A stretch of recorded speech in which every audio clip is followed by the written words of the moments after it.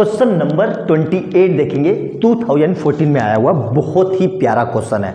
अभी तक हम क्वेश्चन जो कर रहे थे उसमें क्या था कि भाई एक सिलेंडर या स्फीयर या हेमीस्फीयर को दूसरे में कर रहे थे हम।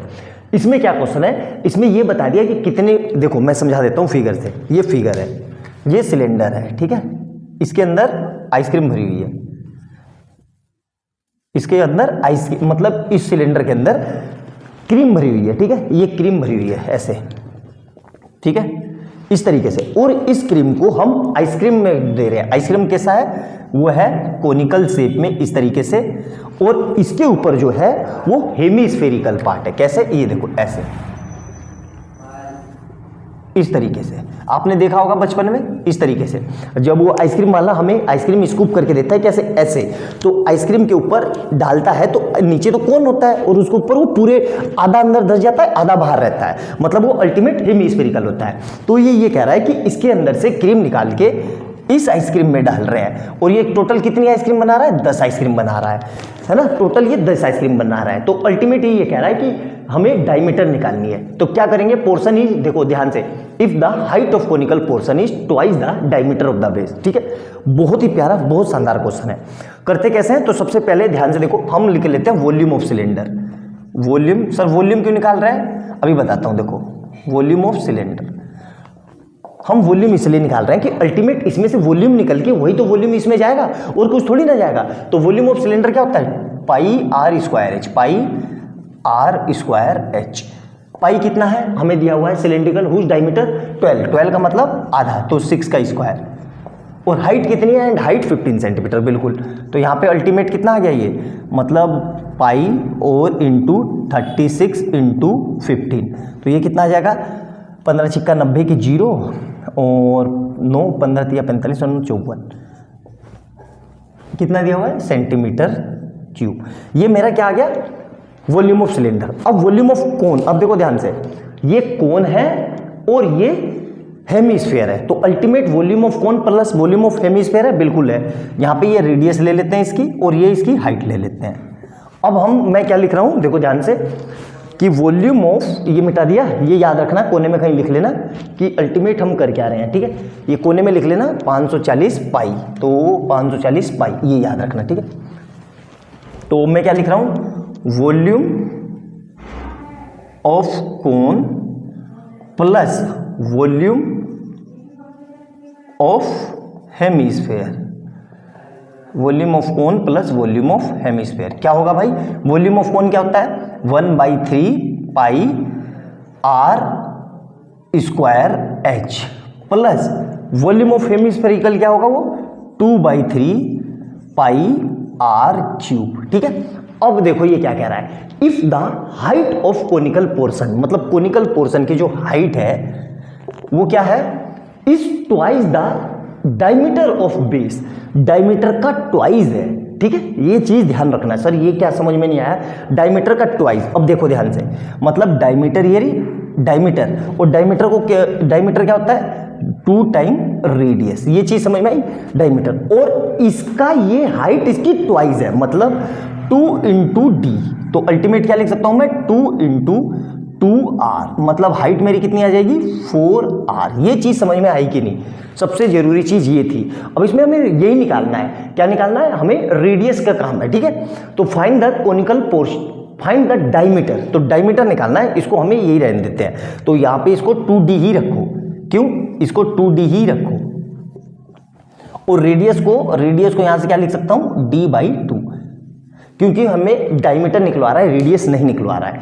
तो यहां से मैं क्या लिख सकता हूं, ध्यान से देखो, यहां से इसको ध्यान से देखो, यहां तक समझ में आया कि नहीं अच्छे से। अब देखो ध्यान से, जो इसकी हाइट है, हाइट को मैं क्या लिख सकता हूं, वहां से देखो 2d, और इसको मैं क्या लिख सकता हूं, हाइट को मैं लिख सकता हूं 2d, तो ध्यान से देखो, और रेडियस को क्या लिख सकता हूं मैं वहां से, तो देखो अल्टीमेट क्या है, 1/3 पाई, आर की जगह क्या लिख सकता हूं, कोन की आर की जगह कितना दिया हुआ है, वहां दिया हुआ है कि आर की जगह d/2, तो d/2 का होल स्क्वायर इंटू एच कितना दिया हुआ है हमें, 2d, प्लस 2/3 इंटू पाई, और d कितना है, यहां से d है, आर है d/2 का होल क्यूब। अब इसको सोल्व करते हैं, ठीक है, ध्यान से देखना, यहाँ से ध्यान से देखना। तो ये कितना आ रहा है मेरे पास 1/3 into pi into D square upon 4 into 2d। और इसी तरीके से यहां से क्या आएगा, देखो ध्यान से, इसका 2/3 इंटू पाई, और इसमें इधर से क्या आएगा डी क्यूब अपॉन 8, ठीक है। अब ध्यान से देखना, इससे इसको काट दिया कितनी बारी में, 2 से, और यहां से ये 4 से। तो अब ध्यान से देखो, ध्यान से देखना, ये मेरा कितना हो गया, ये आ गया मेरे पास, देखो 2d क्यूब, d से d 2d क्यूब। अभी काटा नहीं सर, काटा क्यों नहीं, अभी बता देता हूं, अपॉन में 4 इंटू 1/3 प्लस 1/3 इंटू पाई, और ये क्या है d क्यूब अपॉन 4। यहां तक क्लियर है। अब देखो ध्यान से देखना, यहां तक क्लियर है, नोट डाउन करो। तो यहां से मेरा ये देखो कितना आ रहा है, ध्यान से देखो, ये आ रहा है मेरे पास 2d क्यूब अपॉन 12 प्लस एक पाई भी है, पाई, एक मिनट, ये पाई है, हाँ ये पाई रह गया इसके साथ, देखो ये पाई छूट गया, pi plus pi D cube upon 12। अब देखो इन दोनों को ऐड करेंगे तो ये दोनों बेस सेम है, नीचे का डिनोमिनेटर सेम है, तो न्यूमरेटर सीधे सीधे ऐड हो जाएंगे। तो मैं क्या सोल्व कर रहा हूँ, इनको ध्यान से देखो, तो ये हो जाएगा 3 पाई डी क्यूब अपॉन 12। तो ये इससे कट गया, 3 बन गया, 3 4 जा, तो अल्टीमेट कितना आ जाएगा पाई डी स्क्वायर अपॉन 4। क्लियर हो गया यहाँ तक। और ये हमारा किसके बराबर आया था, ये हमारा, अब मैं अल्टीमेट क्या लिख सकता हूँ, volume of cylinder is equal to volume of cone plus volume of hemisphere, ठीक है।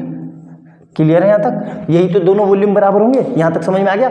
अब क्या करना है, वॉल्यूम ऑफ कोन हमारा कितना आया था, अभी हमने सोल्व किया था, हमारा वॉल्यूम ऑफ कोन कितना आया था, वॉल्यूम ऑफ सिलेंडर को हमने ये लिख लेते हैं फिर से, तो पाई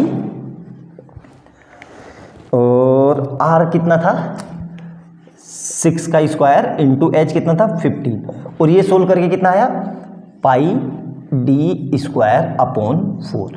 अब देखो पाई से पाई कट गया, हमें डी निकालना है, तो यहाँ से कितना आ जाएगा 6 into 15 into 4 equal to D square. तो यहाँ से सोल्व कर देता हूँ, 15 चौका 60, तो ये आ जाएगा 36 into 60 equal to D square, ठीक है। तो ये कितना आ जाएगा 2160 डी स्क्वायर।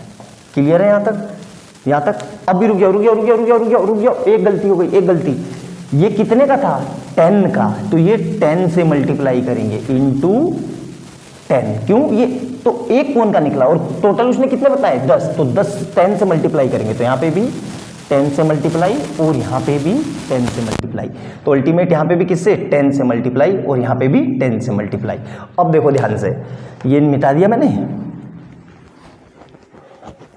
तो इस जीरो से ये जीरो कट गया, तो डी स्क्वायर इक्वल टू 216, और 216 किसका होता है आपको याद होना चाहिए, ये होगा 36 का 6 का 216, 16 256 और 196, 216 डी स्क्वायर, ये डी क्यूब है, ये डी क्यूब, यार कितनी गलती हो रही है यार, डी क्यूब, ये भी डी क्यूब, तो अल्टीमेट डी क्यूब, तो ये कितना आ जाएगा, ये आ जाएगा 6, तो d इक्वल टू 6 सेंटीमीटर, मतलब उसकी डायमीटर कितनी है 6 सेंटीमीटर। देखो हो जाती है कभी कभी कैलकुलेशन मिस्टेक, एक्चुअली बहुत कैलकुलेशन है तो इसलिए कभी कभी गड़बड़ हो जाती है। अल्टीमेट में उसको रिकॉल कर, वीडियो बनाते वक्त इतना गड़बड़ हो जाती है, तो आराम से देखना, आपको मैं दोबारा से रिकॉल करवा देता हूँ।